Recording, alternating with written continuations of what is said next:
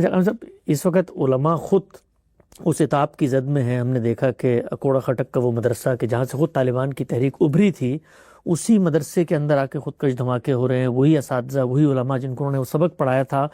تو یہ چیز بہت بڑا ایک طرح کا ڈرامہ ہے خود علماء کے لیے کہ ہم تو یہ توقع نہیں کر رہے تھے کہ ہم جیسے لوگوں کو جو ان کے محسنین ہیں وہ ان کے قتل کے در پہ ہو جائیں گے. تو یہ بروٹیلٹی کیسے پیدا ہو گئی ان کے اندر؟ بہت سادہ بات ہے.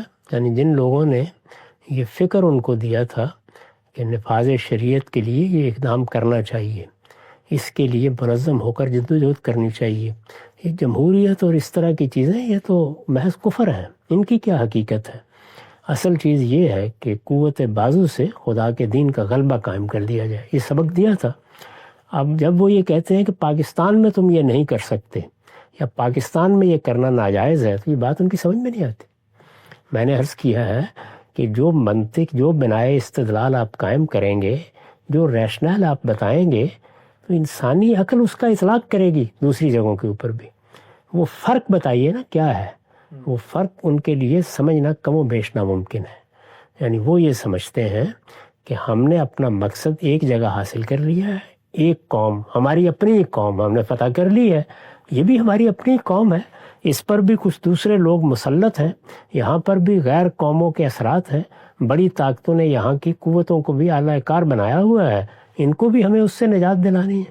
تو وہاں پر بھی وہ بڑی قوتوں کے اثرات سے لڑ رہے تھے، یہاں پر بھی لڑنے کے لیے تیار ہیں. ان کا مقدمہ یہ ہے.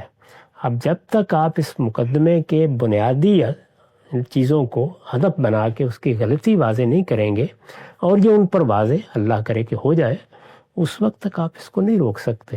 اور جب آپ کسی چیز کو منطق اور استدلال سے نہیں روک سکتے تو پھر قوت سے روکیں گے. قوت تو پھر ظاہر ہے کہ قوت کے تناسب سے فیصلہ کن ہوتی ہے. تو آپ زیادہ سے یہ کہہ سکتے ہیں کہ اللہ کا شکر ہے ہماری فوج بہت منظم ہے، بڑی تعداد میں ہے، ہم نے اس پر بہت خرچ بھی کیا ہے، تو انشاءاللہ وہ روکنے میں کامیاب ہو جائے گی، یہ کہہ سکتے ہیں. لیکن منطقی استدلال تو سر تسر ایک ہی ہے. وہ وہاں بھی وہی تھا، وہ یہاں بھی وہی ہے.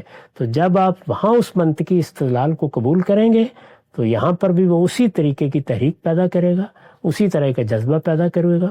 اور لوگ اگر بظاہر آپ کی بات مان بھی لیں گے تو بباطن ان کے دل انہی کے ساتھ ہو.